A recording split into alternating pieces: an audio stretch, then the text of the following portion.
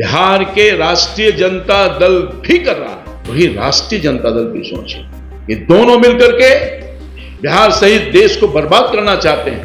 नक्सल विचारों के चंगुल में फंस गया है, अर्थव्यवस्था की तरफ लगातार ले जाने का काम कर रहा है। कांग्रेस कितनी चालाकी के साथ काम कर रही है, क्या विचार है। अगर 2014 से पहले की बात की जाए, 90 की दशक की बात की जाए, तो लालू के राइट हैंड कहे जाने वाले रामकृपाल यादव 2014 के बाद मोदी के दूत बन गए हैं, मोदी के लिए काम कर रहे हैं और मोदी को भी पूरा भरोसा है।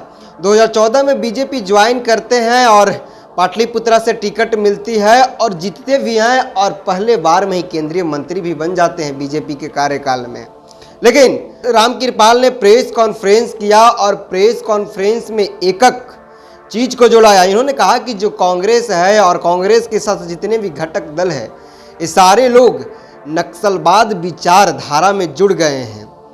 इन्होंने कहा कि जब से हमारी सरकार यानी कि बीजेपी की 2014 से सरकार आई है, तो नरेंद्र मोदी ने सबसे पहले गरीब कल्याण योजना के तहत गरीब आदमी को एडवांस करने के काम किया है।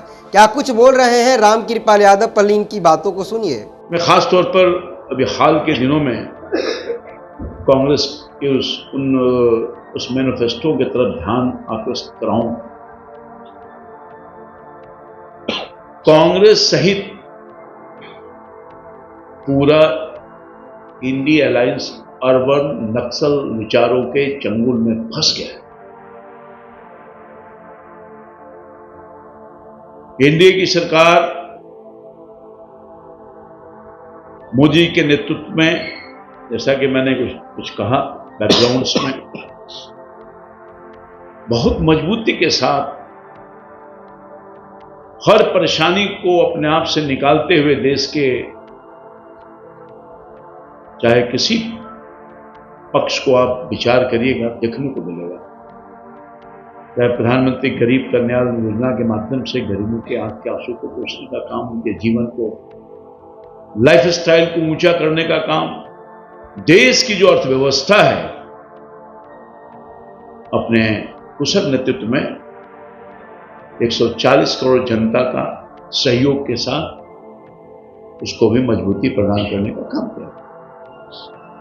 और आप देख रहे होंगे 10 साल पहले जिसका मैंने वर्णन किया, देश जो रसातल में चल गया था, उससे मुक्ति दिलाने का काम किया है और हर तरफ विकास की धारा तो गई है, गरीबों के जीवन को सहज किया है, रोजी रोटी की समस्या को दूर किया है।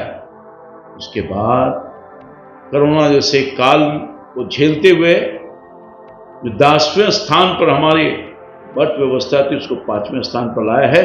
और मोदी जी की कुशल नेतृत्व अगले कुछ ही वर्षों में दुनिया के सबसे बड़ा मजबूत अर्थव्यवस्था की तरफ लगातार ले जाने का काम कर रहा है और तीसरी अर्थव्यवस्था के रूप में हम पहुंचने वाले हैं। वही कांग्रेस पार्टी का मैनिफेस्टो को आप देखिए, कांग्रेस कितनी चालाकी के साथ काम कर रही है, क्या विचार है, क्या सोच है कांग्रेस पार्टी का। जहां मोदी जी देश की अर्थव्यवस्था को मजबूती प्रदान कर रहे हैं, वहीं कांग्रेस पार्टी लोगों के जीवन भर की कमाई को एक्सरे कर उसे लूटने का भी प्लान कर रहे हैं, देश को बर्बाद करना चाहते हैं।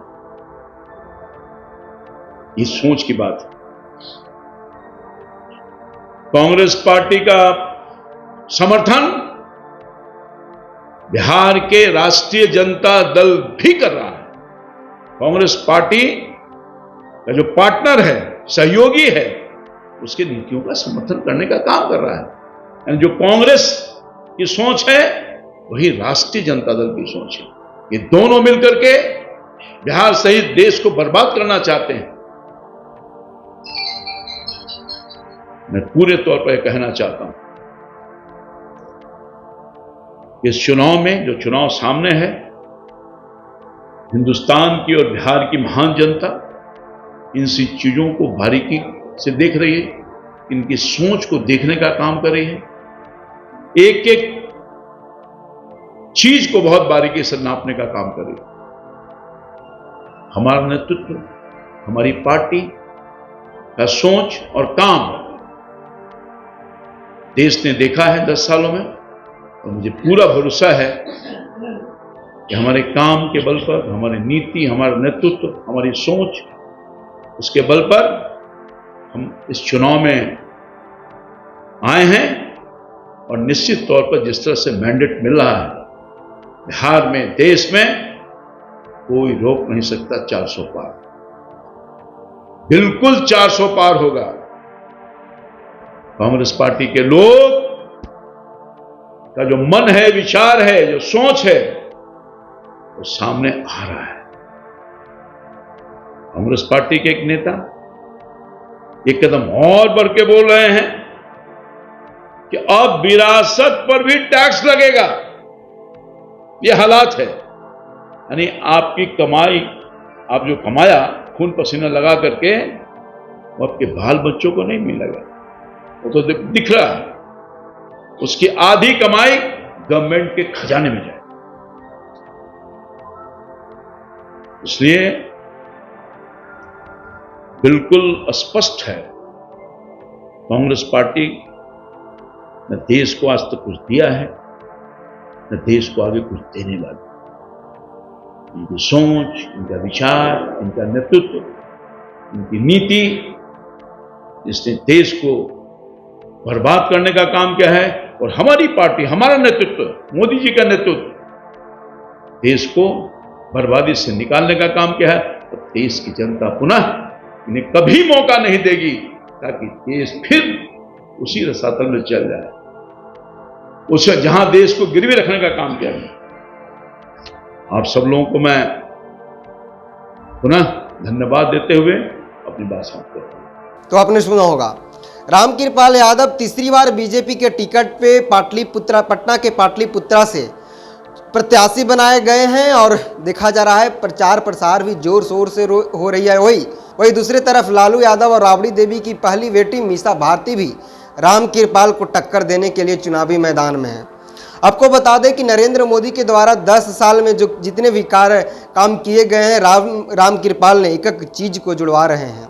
रामकृपाल आगे इतना तक कहते हैं कि कांग्रेस और बिहार में आरजेडी में कोई अंतर नहीं है, दोनों एक दूसरे के मौसेरे चचेरे भाई के तरह हैं। इन्होंने कहा कि जिस तरह से देश में पिछले 10 सालों से उन्नति हो रहा है, ये पूरा भारत के लोग कहते हैं, और विश्व लेवल पर नरेंद्र मोदी ने इस देश का झंडा गाड़ रखा है।